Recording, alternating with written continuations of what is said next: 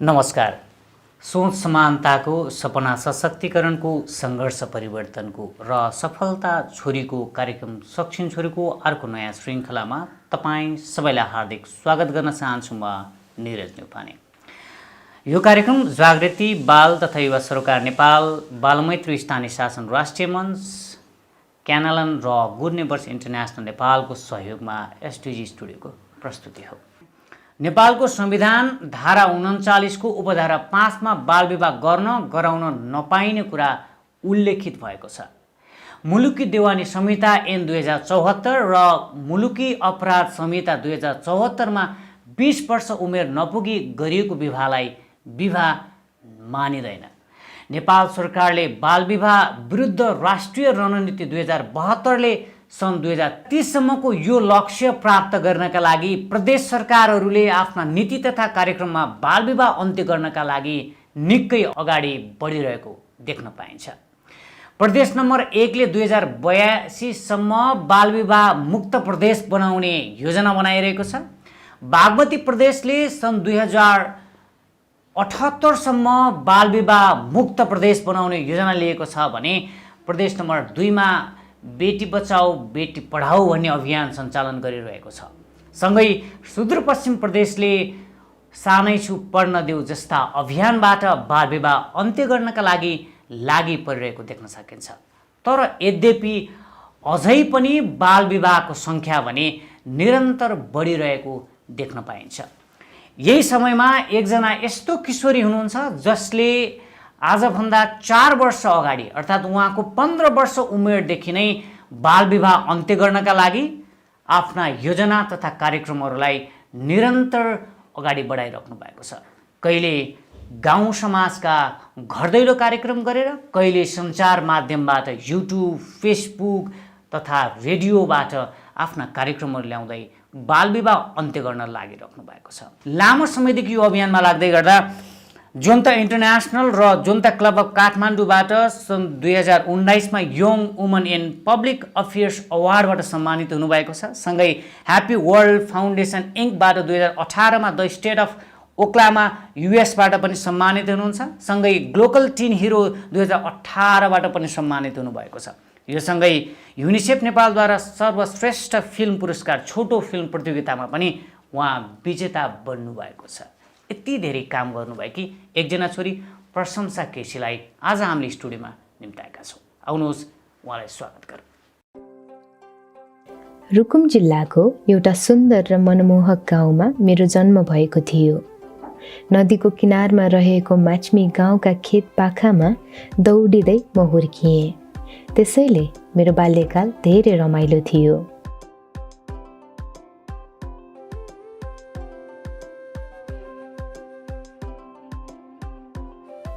तर म 6 वर्ष हुँदा अप्रिय घटना घट्यो, जसमा मेरो 14 वर्षीय आन्टी स्कुलबाट आउँदै गर्दा उहाँलाई 23 वर्षीय पुरुषले अपहरण विवाह गर्नुभयो। एउटा पुरुषले छोको र जबरजस्ती घरमा लगेको कारणले उसै पुरुषसँग बाल विवाह गर्न आन्टीलाई बाध्य तुल्याइयो। परम्परागत गलत रीतिरिवाजका कारण त्यस्तो जघन्य अपराधलाई समाजले ठुलो हेरेर बस्यो।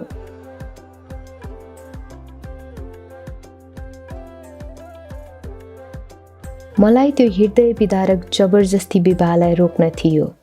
तर 6 वर्षको उमेर र अपरिपक्व मेरो अवस्थामा मेरो आवाज सुनिदिने कोही थिएन। धेरै समय बिते तापनि मैले त्यो घटनालाई बिर्सिन सकिनँ।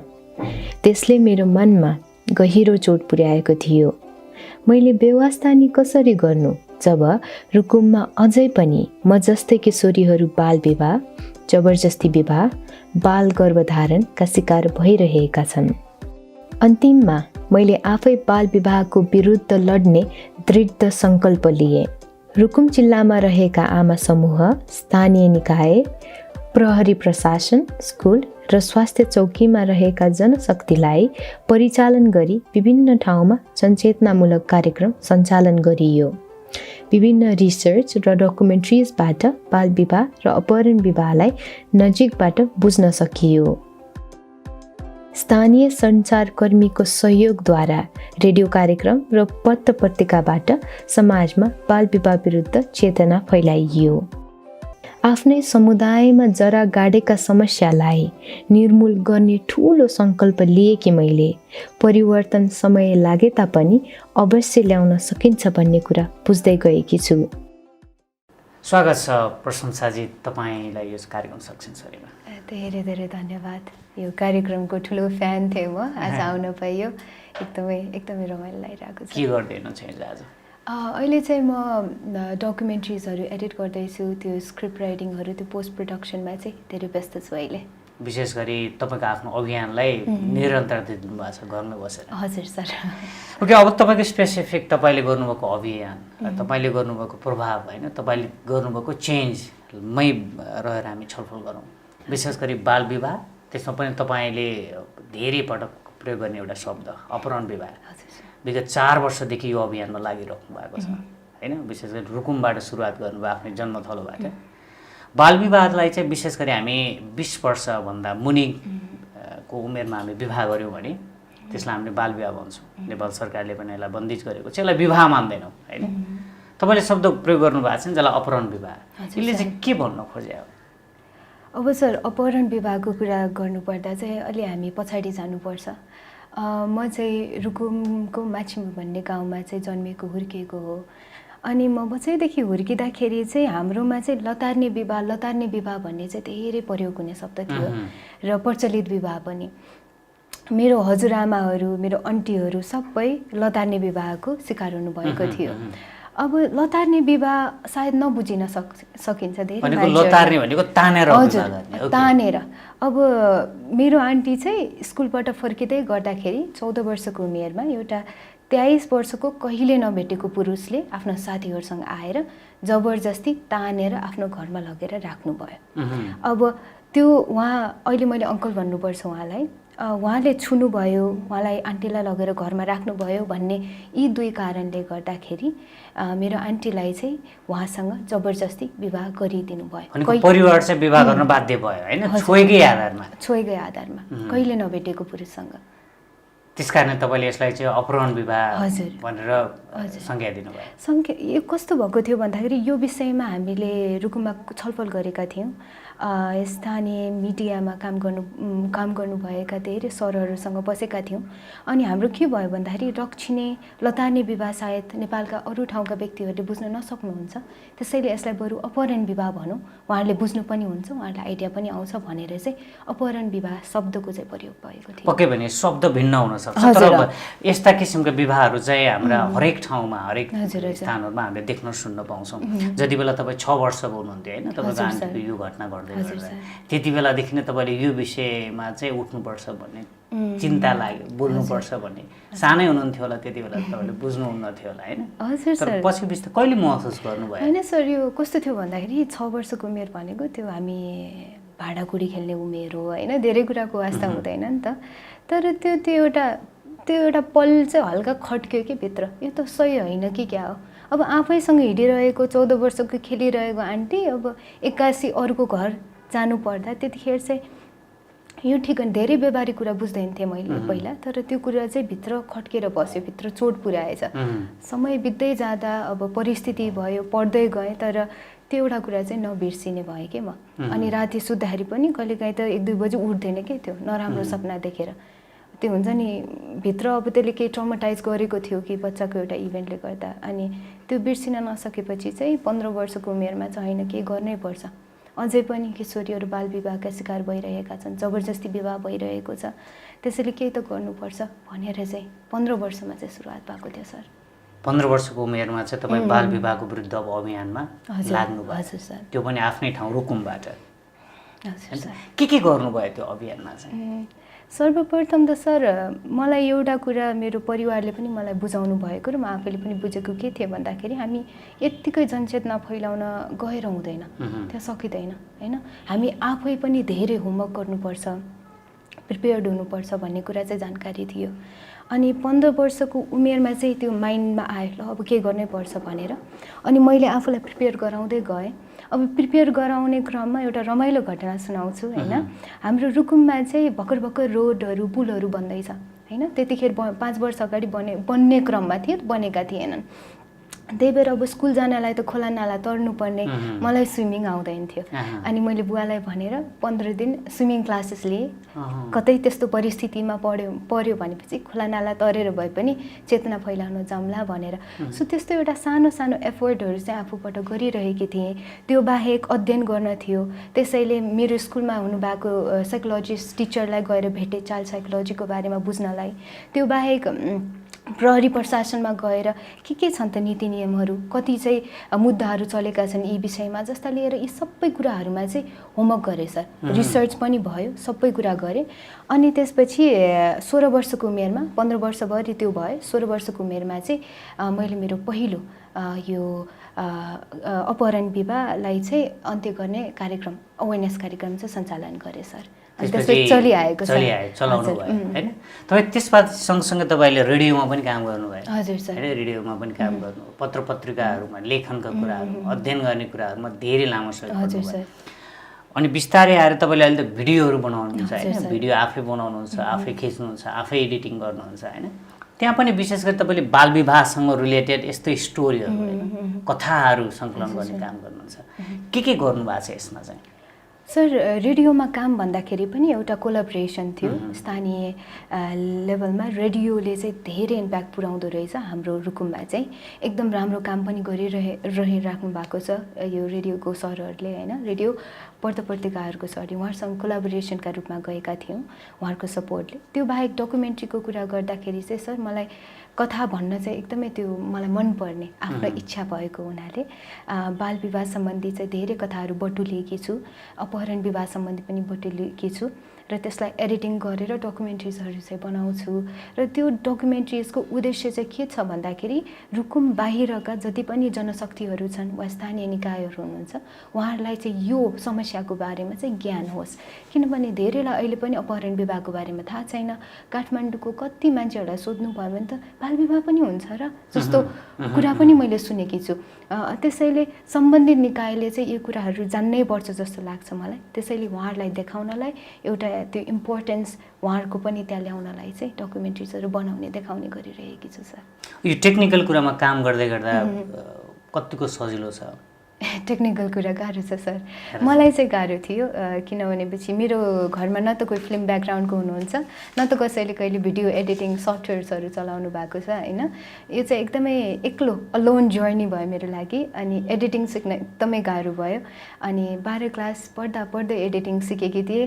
अनि स्कुल बिहान 6 बजी उठेर स्कुल जानु पर्थ्यो अनि 3 बजीसम्म चाहिँ एडिट गरिरहेको हुन्थेँ। त्यसैले मेहनत थियो र एकदमै त्यो सिकाउने मान्छे कोही नभएर आफै सिक्न पनि गाह्रो भएको थियो। तर एउटा लगातार परिश्रम प्रयासले चाहिँ अहिले चाहिँ अलिकति जानेकी छु। सायद त्यही भएर पनि होला प्रशंसालाई जनता इन्टरनेसनल र जनता क्लब अफ काठमाडौँबाट 2019मा young woman in public affairs अवार्डबाट पनि सम्मानित हुनुभयो होइन।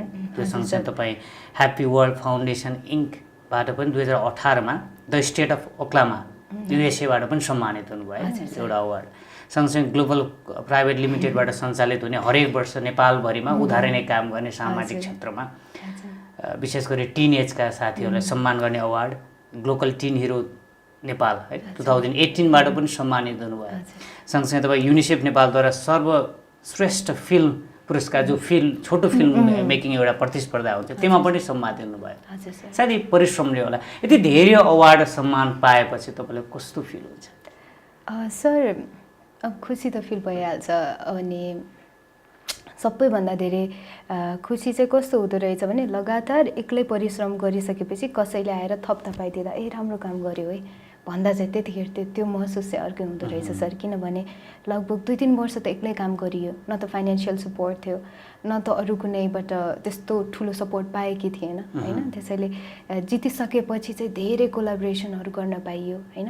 ग्लोबल टिन हिरो जिते, ग्लोबल टिन हिरोबाट लाइफ लङ मेन्टरसिप पाएकी छु मैले। हरेक पाइलामा साथ दिइराख्नु भएको छ। अनि जोन्टा क्लब अफ काठमाडौँबाट पनि एकदम इन्सपायरिङ वुमेनहरूको अर्गनाइजेसन भएकोले उहाँहरूले जहिले गाइड गरिदिने, यताउता गर्दा हेरिदिने गर्नुहुन्छ त्यसले पनि आफ्नो एउटा अभिभावक जस्तो फिल हुने कि सर होइन अब 19 वर्षको उमेरमा समाज सेवा गर्न अलिक गाह्रै काम हुँदो रहेछ तर त्यो भयो र ह्याप्पी वर्ल्ड फाउन्डेसनदेखि पनि एउटा मेन्टरसिप पाएकी छु र युनिसेफदेखि पनि एउटा इन्सपिरेसन अनि हुन्छ नि त्यो एउटा मान्छेलाई हेरेर आफूले सिक्ने यी अवसरहरू पाएकी छु सर एकदमै खुसी लाग्छ लक्की पनि फिल हुन्छ आफूलाई सँगसँगै तपाईँहरूसँग जनता ग्लोकलसँग मिलेर लामो अभियान पनि सुरुवात गर्नुभयो हजुर सर विशेष गरी बाल विवाह अन्त्यका लागि भनेर 2017 देखि सुरुवात गर्नुभयो अझै पनि निरन्तरता दिनुहुनु भएको छ हजुर सर 2017 देखि सुरु 18 देखि सुरु भएको थियो नम्बरमा अलिकति यताउता भयो 18 देखि हजुर 18 देखि सुरुवात गर्नुभयो हजुर त्यहाँ चाहिँ के गर्नुभयो त्यो अवेरनेसमा चाहिँ सर त्यसमा चाहिँ अब धेरै मान्छेहरूले गर्नुभएको हात हाल्नु भएको भएर त्यो एकदमै इफेक्टिभ पनि भएको थियो होइन हामीले त्यहाँ गएर चाहिँ भिन्न भिन्न पाटामा चाहिँ अवेरनेस फैलाएका थियौँ अब एउटा चाहिँ स्कुलमा भएको थियो हामी भिन्न भिन्न स्कुलमा गएका थियौँ टोटल 19वटा भिलेजेसहरू चाहिँ टच भएको थियो त्यहाँको स्कुल्सहरू अनि त्यहाँ गएर विद्यार्थीहरूलाई व्यावहारिक शिक्षा भयो अनि रिप्रोडक्टिभ हेल्थका कुराहरू भए मेन्सुरेसन कन्ट्रासेप्टिभ बाल विवाह भयो भने बच्चालाई कसरी रोक्ने होइन त्यो बाहेक करियर काउन्सिलिङदेखि लिएर बाल विवाह अघि र पछि स्टुडेन्टहरूलाई सक्षम बनाउने इम्पावर गर्ने खालका कार्यक्रमहरू चाहिँ स्कुलमा सञ्चालन भएका थिए त्यो बाहेक डिफेन्सिङ टेक्निकहरूदेखि लिएर किशोरीहरूलाई नियमहरू उनीहरूका अधिकारहरूका बारेमा ज्ञान दिनेदेखि लिएर सामान्य निवेदन कसरी लेख्ने यदि बाल विवाह भइसक्यो भने प्रशासन वा प्रहरीलाई निवेदन कसरी लेख्ने जस्ता सामान्य कुराहरू सिकाएका थियौँ त्यसपछि हामी आमा समूहको सहयोगबाट हामीले आमा समूहसँग मिलेर चाहिँ बाबा आमाहरूलाई पनि अवेरनेस क्याम्पेन गरेका थियौँ त्यसमा चाइल्ड साइकोलोजीका कुराहरू आफ्नो बच्चालाई कसरी हुर्काउने र बाल विवाहदेखि किन बचाउने र भविष्यमा के पोसिबिलिटी हुन्छन् भन्ने कुरामा चाहिँ यहीमा विशेष गरी आमा बुवालाई बाल विवाह गर्नु हुँदैन भनेर सिकाउँदै गर्दा के भन्नुहुन्थ्यो अभिभावकहरूले चाहिँ सर अब उहाँको कस्तो मैले पाएको कमजोरी चाहिँ कस्तो भयो भन्दाखेरि एउटा गरिबी अब छोराछोरीहरू छन् अनि पाल्न गाह्रो छ बरु विवाह गरेर पठाइदिउँ भन्नुहुन्थ्यो विवाह गरेर पठाइदिनु भयो असक्षम छोराछोरी न त पढ्नु भएको छ न त जागिरी छ अब त्यो असक्षम छोराछोरीले विवाह गरिसकेपछि पनि बच्चा जन्माउनुहुन्छ स्थिति त फाइनेन्सियल स्टेटस त सेम भयो नि गरिबीका गरिबी फेरि उहाँहरूले पनि आफ्नो छोराछोरी पैसा छैन बाल विवाह भनेर त्यसरी एउटा गरिबीको चाहिँ लेभल भयो कि पढाइ लेखाइ जागिरी खुवाउने प्रश्न जस्तो तपाईँले भनेकै कुरा यदि सबैजना व्यक्तित्वहरू चाहिँ बाल विवाह गर्नु हुँदैन यसले राम्रो हुँदैन भन्ने कुरा बुझाइ चाहिँ तपाईँको फिल्ममा पनि देख्नुहुन्छ सायद हामीले पनि देख्छौँ धेरै पटक तर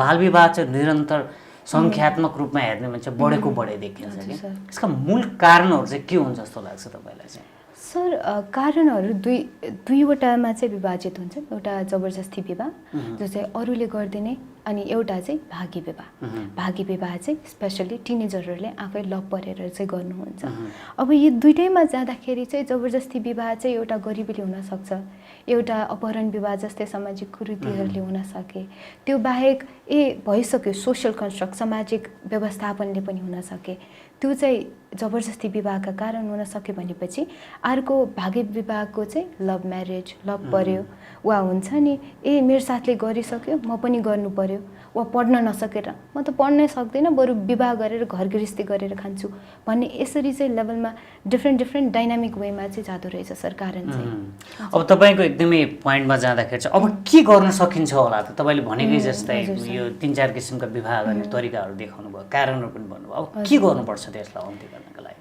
पहिला चाहिँ ब्रेनमा आइडिया राख्नु पर्यो कि बाल विवाह नराम्रो हो भनेर वा यो गर्नु हुँदैन अपराध हो त्यो पहिलो प्राइमेरी लेभलमा भयो सेकेन्डरी लेभलमा चाहिँ त्यो जुन हामीले सोचाइ यहाँ दिमागमा विकास गऱ्यौँ नि त्यसलाई सपोर्ट गर्ने रिसोर्सेसहरू पनि हामीले प्रोभाइड गर्नु पर्यो अब त्यो रिसोर्सेस प्रोभाइड गर्ने क्रममा के आयो त्यो स्कुल्सहरू बनाउनु पर्यो सर रुकुममा 5-6वटा गाउँको लागि एउटा हाई स्कुल हुन्छ बच्चा 3-4 घन्टा हिँडेर त्यो स्कुलमा जानुपर्ने हुन्छ अनि धेरै जसो केसेसमा केटीलाई त पठाउनुहुन्न जङ्गलको बाटो जे पनि हुनसक्छ मेरी छोरीलाई भनेर अनि त्यसले गर्दा यदि केटीहरू नै किशोरीहरू नै शिक्षित भएनन् भने आफ्नो अधिकारका लागि कसरी बोल्छन् त्यसको लागि त हामीलाई स्कुल्सहरू बनाउनु पर्यो डिफ्रेन्ट ठाउँमा त्यसैले हामीले रिसोर्सेसहरू प्रोभाइड गरिदिनु पर्यो सेकेन्डरीमा र थर्डमा चाहिँ आई थिङ्क हामी सबैबाट चाहिँ बाल विवाह अन्त्य गर्नलाई आफ्नो तर्फबाट एफोर्ट चाहिँ जानुपर्छ होला। होइन म विद्यार्थी हो, म के गर्न सक्दिनँ, होइन म हाउसवाइफ हो, म के गर्न सक्दिनँ भन्ने हुनु भएन। अब यो समग्र तपाईँले यति धेरै काम गर्नुभएको छ, त्यसमा पनि एकजना छोरी तपाईँको नामै प्रशंसा, तपाईँको प्रशंसा गर्न त हामी तपाईँको कामले पनि त्यत्तिकै प्रशंसा गर्छ र हामीले त्यति धेरै प्रशंसा गरेर पुग्दैन जस्तो लाग्छ। छोरी भएर बालविवाह रोक्नुपर्छ भन्ने अभियानमा लाग्न कतिको सजिलो छ? च्यालेन्ज, चुनौतीहरू, अप्ठ्याराहरू, गाली खानुभयो होला कयौँबाट, समयमा घरमा पुग्नु भएन होला, तपाईँलाई पनि कहिलेकाहीँ महिनावारीको समस्याले विथल थियो होला, समस्या थियो होला, तैपनि निरन्तर यो अभियानमा लाग्नुभयो। हजुर सर, गाह्रो त अब घर छोड्नै गाह्रो भयो पहिलो कुरा त। अनि अब त्यो कस्तो भयो भन्दाखेरि कसैले बन्देज लगाइदिएको होइन कि आफैलाई डर लाग्ने, एक्लै कसरी जानु, त्यसमा पनि समाजको विरुद्ध समाजले हजुर। प्रत्येक घरमा विवाह गरिरहेको छ होइन, भोलि यसले मेरो छोरी मेरो छोराको जीवन बिगारिदिन्छ भन्ने डर त्रास। हजुर त्यो पनि भयो सर। अनि कति समय त सर त्यो घर दैलो कार्यक्रम गर्न गएको थियौँ, अनि अब जुन घरमा लतारी विवाह अपहरण विवाह भएको थियो त्यहीँ गएर तपाईँले त यस्तो फेरि गर्नुभयो भने तपाईँले यति वर्ष जेल सजाय हुन्छ है, यति पेनल्टी तिर्नुपर्छ है भन्दाखेरि अब त्यहाँबाट तिमी भाग्छौ कि म यो लट्ठीले हानौँ भन्ने जस्तो परिस्थिति पनि आएको थियो होइन सर। अनि त्यो बाहेक अब जङ्गलको बाटो हिँड्नु पर्थ्यो, एक्लै त जान सकिँदैन थियो। त्यसैले हरेक क्याम्पिङ गर्दाखेरि कि त मेरो बुबा नत्र दाईहरूलाई लिएर जान्थ्यो सर आफ्नो प्रोटेक्सनको लागि। सो त्यसले गर्दाखेरि हो आफूमा त परिवर्तन ल्याउने ठुलो आगो छ भित्र, तर परिस्थिति र आफूलाई आफ्नोभित्र डरले चाहिँ त्यसले चाहिँ मलाई धेरै समस्या दियो सर। अनि रातिमा मैले कहिले पनि क्याम्पिङ गरेन, जहिले दिउँसोमै सकाइदिन्थेँ होइन। त्यस्ता समस्याहरू चाहिँ भयो सर। यो अभियानले कहीँ त्यस्तो विवाहहरू रोकिएको उदाहरणहरू कहीँ सुन्नुभएको छ? हजुर सर, कस्तो भएको थियो भन्दाखेरि हामी पहिलो वर्ष त्यहाँ गएका थियौँ। अनि त्यहाँ गएर सबै मान्छेसँग घर दैलो कार्यक्रमै गरेपछि त सबैसँग 101 चिनियो नि त होइन सर। अनि पछि मलाई 1 वर्षपछि मलाई फोन आयो रुकुमबाट, अनि भन्नुभयो नानी हेर्नुहोस् न, मेरो त छोरीलाई भागेर गई लभ परेर, तपाईँले फोन गरिदिनु पऱ्यो भने, नम्बर दिनुहोस् न त भने। नम्बर दिएँ, अनि काउन्सिल गरेँ। अनि त्यो 2 महिनामा नफर्केको छोरीलाई त्यसपछि मैले फोन गरेर चाहिँ फर्काएको थिएँ सर। सो यस्ता इन्सिडेन्टहरू छन्, त्यो चाहिँ मेरो लागि ठुलो प्रोग्रेस हो, किनभने समाज पनि मसँग कनेक्ट भइरहेको छ, म मात्रै होइन भयो। त्यो बाहेक सर किशोर किशोरीमा चाहिँ कस्तो त्यो भित्र इन्करेजमेन्ट भएछ भन्दाखेरि हामीले क्याम्पेन गरिसकाएपछि चाहिँ उहाँहरू आएर मलाई के भन्नुभयो भन्दा, दिदी तपाईँको कार्यक्रम त एकदमै ठिक हो, मेरो साथी त अस्ति यो छिट्टै गर्भधारण होइन 15-16 वर्षकै उसमा गर्भधारण भएर बच्चा पाउन नसकेर उसलाई त गाह्रो भएको थियो। हामीलाई त त्यो कुराले एकदम छोएको छ। हामीले अस्ति के अरे भैलीमा ल्याएको गुन्ने चोलो छ, त्यही लगाएर हामी सडक नाटक गर्छौँ जस्ता कुराहरू। हजुर अब अलिकति हामी लगभग अन्तिमतिर आइसक्यौँ। यसमा तपाईँ यो अभियानमा लाग्दै गर्दा आफ्नो अभिभावकहरूको सहयोग र सपोर्ट कतिको आवश्यकता पर्दो रहेछ? अब आवश्यकता त धेरै पर्छ सर, किनभनेपछि धेरै काम गर्नुपर्छ र एक्लै भयो भने अलिक गाह्रै पर्छ होइन। अनि मेरो चाहिँ अब समाज सेवामा चाहिँ पूर्ण सपोर्ट थियो। त्यो मात्रै नभएर मेरो परिवार मात्रै नभएर मेरो पुरै गाउँका जति पनि यो परिवर्तन ल्याउनु पर्छ भन्ने व्यक्तिहरू हुनुहुन्थ्यो, उहाँहरू सबैले सपोर्ट गर्नुभएको थियो। अनि त्यो त थियो, तर डकुमेन्ट्री मेकिङमा चाहिँ बुवामा अलिकति यताउता हुनुभएको थियो, किनभने पढाइ बिग्रिन्छ कि भनेर होइन। तर त्यो पनि बिस्तारै बिस्तारै मैले उहाँलाई बुझाउँदै जाँदाखेरि चाहिँ एकदम सपोर्टिभ हुनुहुन्छ, स्क्रिप्ट लेख्दा सहयोग गर्नुहुन्छ। त्यसैले सपोर्ट आवश्यकता छ, नत्र एकदमै एक्लोपन चाहिँ हुनसक्छ यसमा। महत्त्वपूर्ण चाहिँ अरूबाट सपोर्ट चाहिँ डेफिनेटली चाहिन्छ। त्यसमा सबैभन्दा महत्त्वपूर्ण अभिभावक। अब समग्र विशेष गरी बाल विवाह न्यूनीकरण गर्नलाई सरकारलाई के सुझाव दिनुहुन्छ? सरकारलाई चाहिँ सर्वप्रथम सर एउटा काउन्सिलर चाहिँ राख्नु पर्यो हरेक विद्यालयमा। हजुर, उहाँ काउन्सिलरले चाहिँ व्यावहारिक शिक्षा सिकाउने, रिलेसनसिप, एउटा टिनेजरहरूलाई एउटा गाइडेन्स दिने व्यक्ति चाहिँ एकदमै आवश्यकता छ। हो पढाइमा धेरै राम्रो गर्नुभएको छ, ल्याबहरू खोलिदिनु भएको छ। हामी दूरदराजका स्कुलमा जाँदाखेरि पनि त्यहाँ रिसोर्सेसहरू भेटायौँ, तर एउटा यो मेन्टल हेल्थको लागि पनि एउटा व्यक्तिको आवश्यकता छ। एउटा त्यो भयो। त्यो बाहेक इन्फ्रास्ट्रक्चर डेभलपमेन्ट सर, स्कुल बनाउनु पऱ्यो, राम्रो टोयलेट्सहरू बनाउनु पऱ्यो। त्यो कुराले मात्रै इम्पावरमेन्ट अफ गर्ललाई सपोर्ट हुनसक्छ सर। अहिलेलाई यति 2टा कुरा भन्छ। अब अन्तिम प्रश्न चाहिँ विशेष गरी तपाईँ जस्तै छोरीहरू हुनुहुन्छ जो तपाईँ जस्तै बन्न चाहनुहुन्छ, जो विभिन्न कारणले अघि भने जस्तै सामाजिक, सांस्कृतिक अनि पारिवारिक बन्धन अनि हाम्रो समाजको संरचनाका कारणले गर्दा उहाँहरू आफ्ना इस्युहरू खुलेर बोल्नुहुन्न, पाउनु भएको छैन, अगाडि बढ्न सक्नु भएको छैन होइन। उहाँहरूलाई चाहिँ तपाईँको व्यक्तिगत सल्लाह सन्देश चाहिँ के छ?